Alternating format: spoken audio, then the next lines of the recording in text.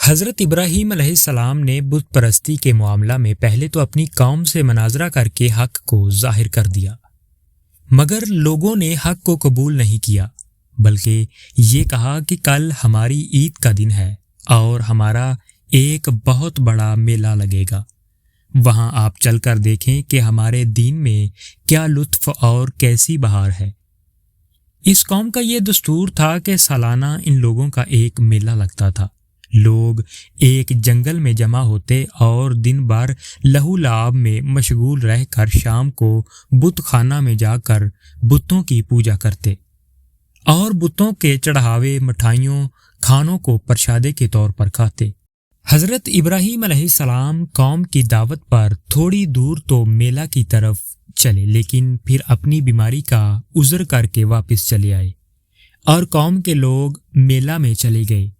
پھر جو میلہ میں نہیں گئے، آپ نے ان لوگوں سے صاف صاف کہہ دیا، اور مجھے اللہ کی قسم ہے میں تمہارے بتوں کا برا چاہوں گا بعد اس کے کہ تم پھر جاؤ پیٹھ دے کر۔ چنانچہ اس کے بعد آپ ایک کلہاڑی لے کر بت خانہ میں تشریف لے گئے اور دیکھا کہ ان میں چھوٹے بڑے بہت سے بت ہیں اور دروازہ کے سامنے ایک بہت بڑا بت ہے۔ ان جھوٹے معبودوں کو دیکھ کر توحید الہی کے جذبہ سے آپ جلال میں آ گئے اور کلہاڑی سے مار مار کر بتوں کو چکنا چور کر ڈالا اور سب سے بڑے بت کو چھوڑ دیا، اور کلہاڑی اس کے کندھے پر رکھ کر آپ بت خانہ سے باہر چلے آئے۔ قوم کے لوگ جب میلہ سے واپس آ کر بت پوجنے اور پرشاد کھانے کے لیے بت خانہ میں گھسے تو یہ دیکھ کر حیران رہ گئے کہ ان کے دیوتا ٹوٹے پھوٹے پڑے ہوئے ہیں۔ ایک دم سب بغلا گئے اور شور مچا کر چلانے لگے، کس نے ہمارے خداؤں کے ساتھ یہ کام کیا؟ بے شک وہ ظالم ہے۔ تو کچھ لوگوں نے کہا کہ ہم نے ایک جوان کو جس کا نام ابراہیم ہے، اس کی زبان سے ان بتوں کو برا بھلا کہتے ہوئے سنا ہے۔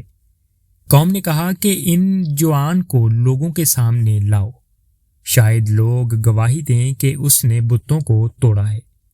چنانچہ حضرت ابراہیم علیہ السلام بلائے گئے تو قوم کے لوگوں نے پوچھا کہ اے ابراہیم، کیا تم نے ہمارے خداؤں کے ساتھ یہ سلوک کیا ہے؟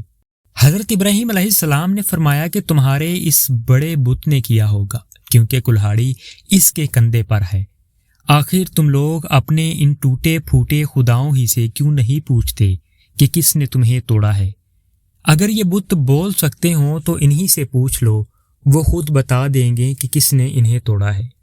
قوم نے سر جھکا کر کہا کہ اے ابراہیم، ہم ان خداؤں سے کیا اور کیسے پوچھیں؟ آپ تو جانتے ہی ہیں کہ یہ بت بول نہیں سکتے۔ یہ سن کر حضرت ابراہیم علیہ السلام نے جلال میں تڑپ کر فرمایا، کہا تو کیا اللہ کے سوا ایسے کو پوچھتے ہو جو نہ تمہیں نفع دے اور نہ نقصان پہنچائے؟ تم پر اور ان بتوں پر جن کو اللہ کے سوا پوچھتے ہو، تو کیا تمہیں عقل نہیں؟ آپ کی اس حق گوئی کا نعرہ سن کر قوم نے کوئی جواب نہیں دیا، بلکہ شور مچایا اور چلا چلا کر بت پرستوں کو بلایا، ان کو جلا دو اور اپنے خداؤں کی مدد کرو اگر تمہیں کرنا ہے۔ چنانچہ ظالموں نے اتنا لمبا چوڑا آگ کا الاؤ جلایا کہ اس آگ کے شعلے اتنے بلند ہو رہے تھے کہ اس کے اوپر سے کوئی پرندہ بھی اڑ کر نہیں جا سکتا تھا۔ پھر آپ کو ننگے بدن کر کے ان ظلم و ستم کے مجسموں نے ایک گوپن کے ذریعے اس آگ میں پھینک دیا، اور اپنے اس خیال میں مگن تھے کہ حضرت ابراہیم علیہ السلام جل کر راکھ ہو گئے ہوں گے، مگر حکم الحاکمین کا فرمان اس آگ کے لیے یہ صادر ہو گیا کہ ہم نے فرمایا، اے آگ ہو جا ٹھنڈی اور سلامتی ابراہیم پر۔ چنانچہ نتیجہ یہ ہوا جس کو قرآن نے اپنے قاہرانہ لہجے میں ارشاد فرمایا، جس کا ترجمہ کچھ یوں ہے، اور انہوں نے اس کا برا چاہا تو ہم نے انہیں سب سے بڑھ کر ضیاء کار کر دیا۔ آگ بجھ گئی اور حضرت ابراہیم علیہ السلام زندہ اور سلامت رہ کر نکل آئے، اور ظالم لوگ کفی افسوس مل کر رہ گئے۔ معزز سامعین، اللہ پاک آپ کو ہمیں نیک اعمال کرنے کی توفیق عطا فرمائے۔ نبی کریم صلی اللہ علیہ وآلہ وسلم کی تعلیمات پر عمل کرنے کی توفیق عطا فرمائے۔ وما علینا الا البلاغ المبین۔ شکریہ۔